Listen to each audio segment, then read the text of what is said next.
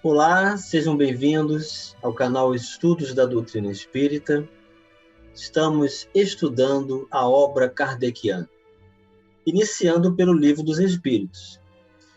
Já estamos na terceira parte desta obra. É a lei de adoração. É a primeira lei, depois que Kardec sugeriu as 10 divisões da lei natural.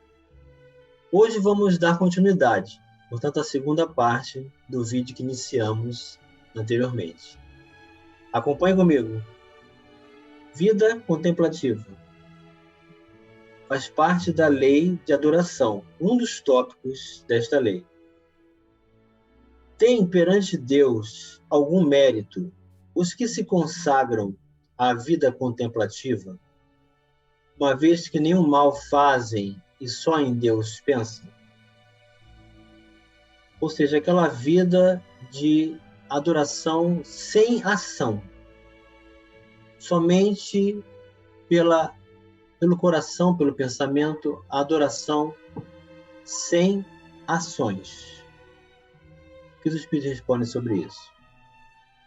Não, porquanto se é certo que não fazem o mal, também o é que não fazem o bem, e são inúteis.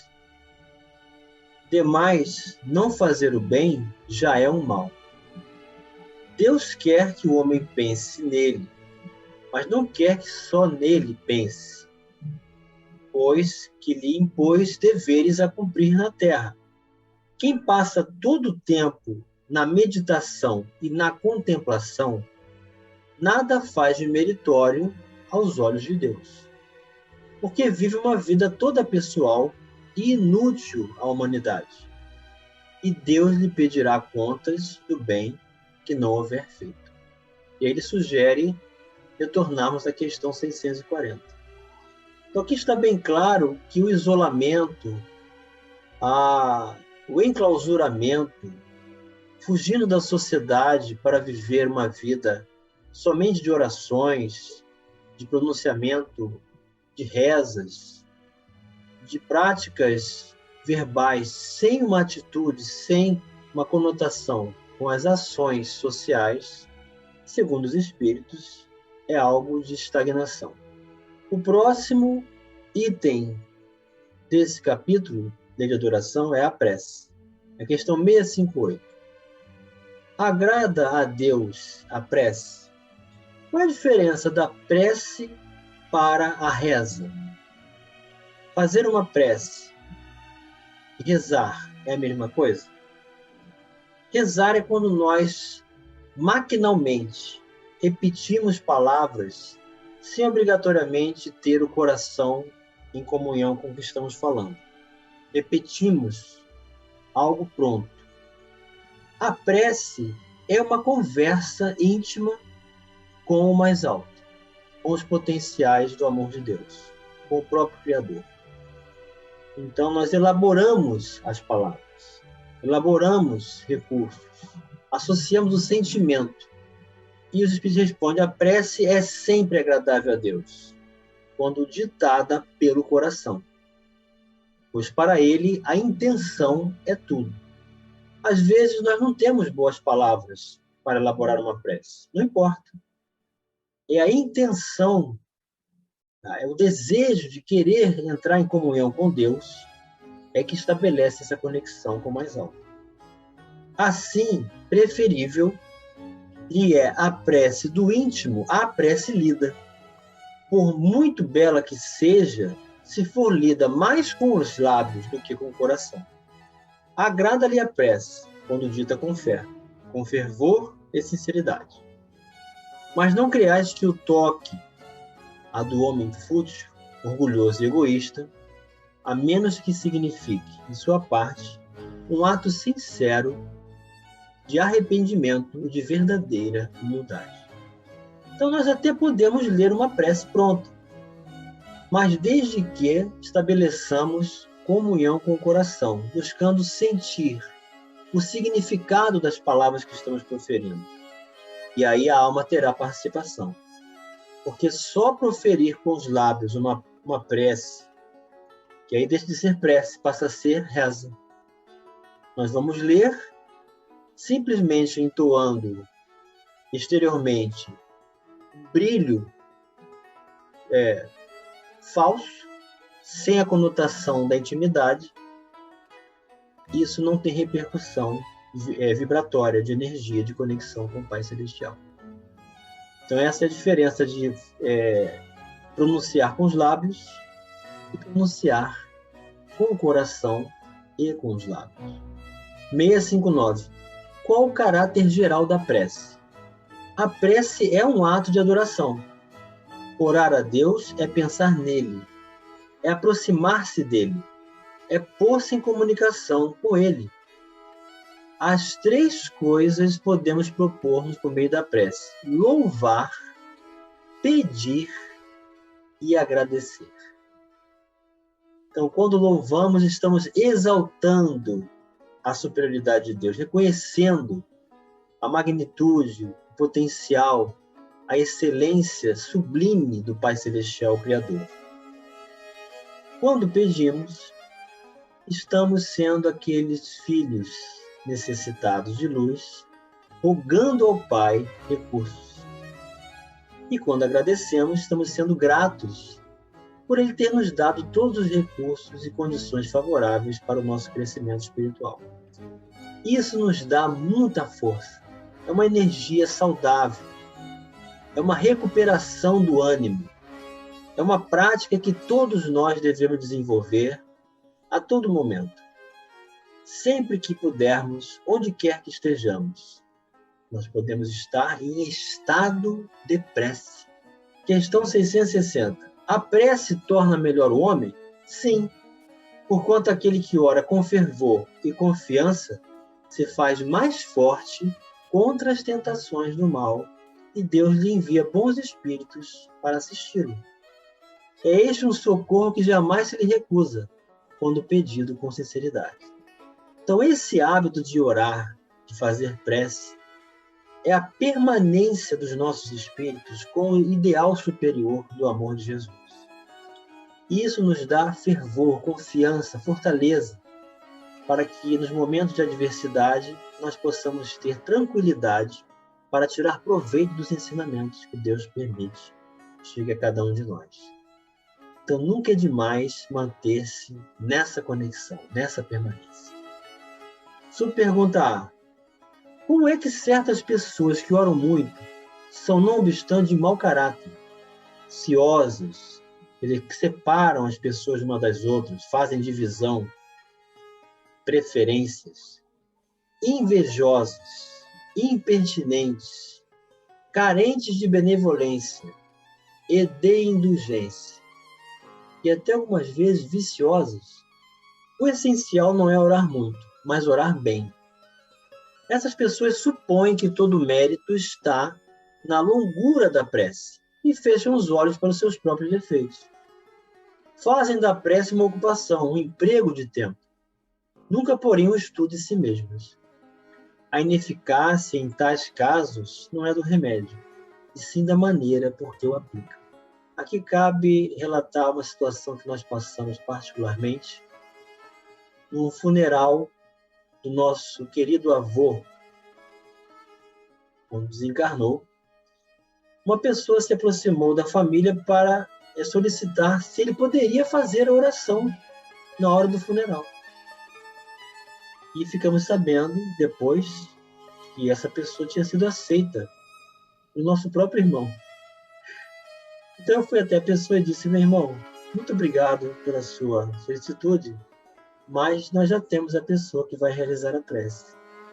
Eu estava proposto a realizar essa prece. E ele, com muito ódio, disse para mim, desejando uma boa prece, só nas palavras, mas a energia que ele transmitiu foi de adversidade muito grande. Então, são essas pessoas que fazem dos mecanismos de apresentação e testemunho pessoal recursos de apresentação de méritos que sequer possuíam ligação com o nosso parente. Então é melhor nós fazermos a prece um dia do casamento de alguém que nós conhecemos, da nossa família, dos nossos filhos, do que pedir alguém para fazer. Nós vamos fazer uma prece, não importa as palavras, mas sim o que o coração vai dizer. É muito mais eficiente do que falar muitas palavras. A longura são muitas palavras sendo ditas e que não tem repercussão vibratória e fica uma apresentação circense, um espetáculo, sem ligação com a alma. Questão 661.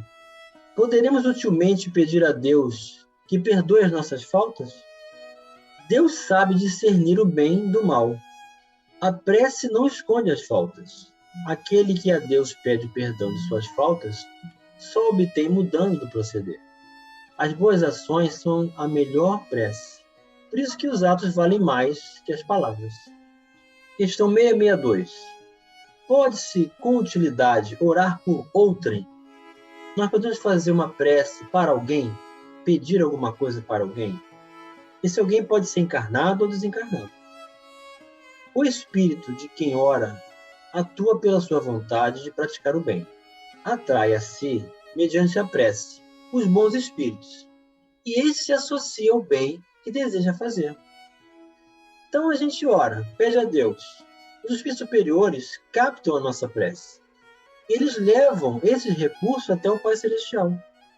E as intervenções que possam ser realizadas pelo mérito, por esse pedido, por nossa comunhão com os recursos do mundo espiritual, podem chegar até a pessoa com quem nós desejamos que receba esse bem.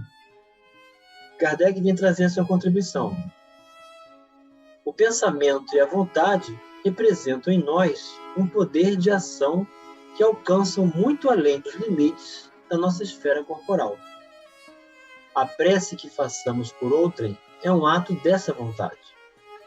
Se for ardente e sincera, pode chamar em auxílio daquele por quem oramos, os bons espíritos, que lhe virão sugerir bons pensamentos e dar a força de que necessita em seu corpo e sua alma. Mas ainda aqui, a prece do coração é tudo. A dos lábios, nada vale. 663. Podem as preces que por nós mesmos fizermos mudar a natureza das nossas provas e desviar-lhes o curso? Ou seja, eu posso pedir a Deus para extinguir as minhas provas, deixar de passar pelo testemunho, pelas adversidades, pelos recursos da justiça divina que vão me ajudar a aprender a ressignificar valores? E os Espíritos respondem: as vossas provas estão nas mãos de Deus. E algumas há que têm que ser suportadas até o fim. Mas Deus sempre leva em conta a resignação. A prece traz para junto de vós os bons espíritos. E dando-vos este a força de suportá-las corajosamente, menos rudes elas vos parecem. Hemos dito que a prece nunca é inútil, quando bem feita, porque fortalece aquele que ora, que já constitui grande resultado. Ajuda-te a ti mesmo e o céu te ajudará. Bem sábios. Então nós temos que fazer a nossa parte. Demais não é possível que Deus mude a ordem da natureza ao sabor de cada um, porquanto o que do vosso ponto de vista mesquinho e do da vossa vida efêmera vos parece um grande mal, é quase sempre um grande bem na ordem geral do universo. Além disso, de quantos males não se constitui o homem, o próprio autor, pela sua imprevidência ou pelas suas faltas? Ele é punido naquilo em que pecou. Todavia, as súplicas justas são atendidas mais vezes do que supões.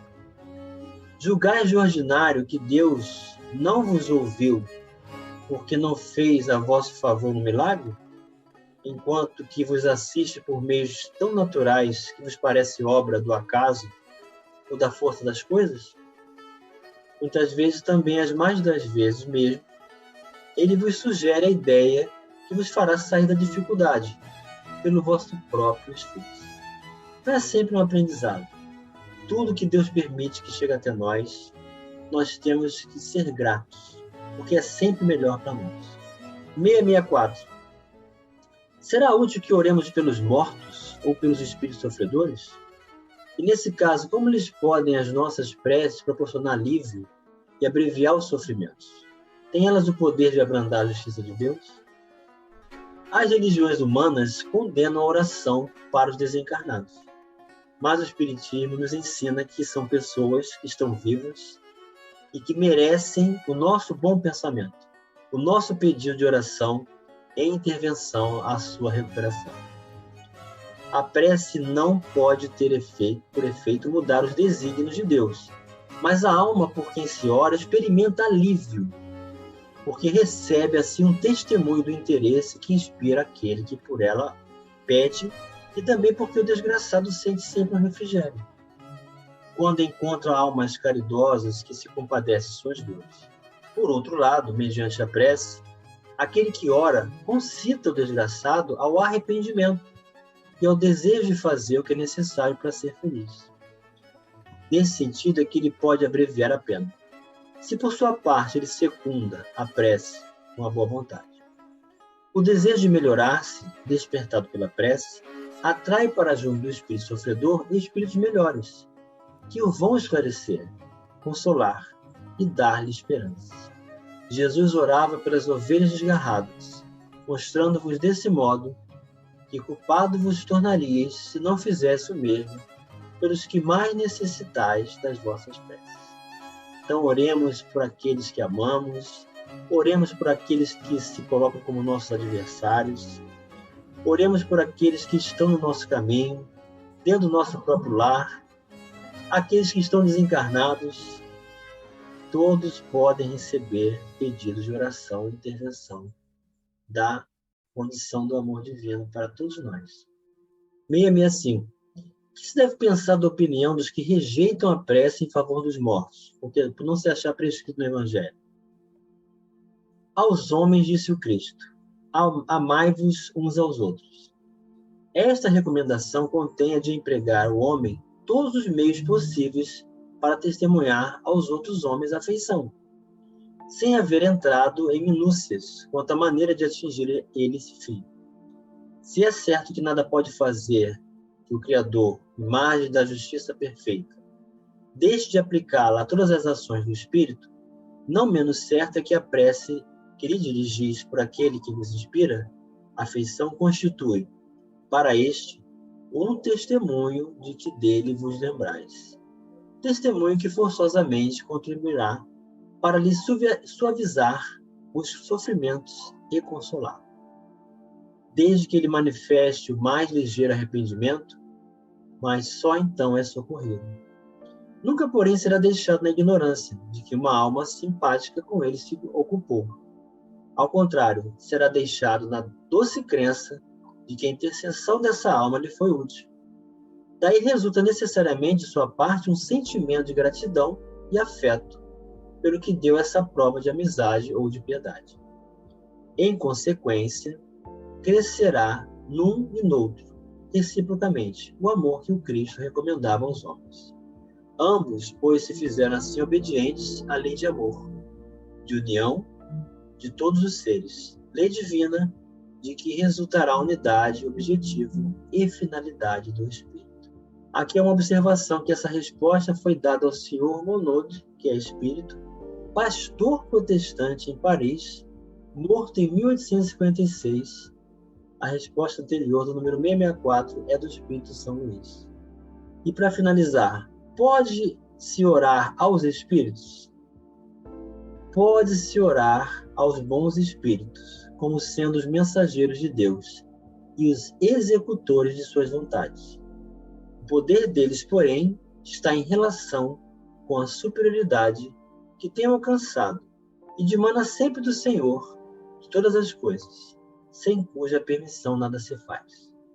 Eis porque as preces que se lhes dirigem só são eficazes se bem aceitas por Deus.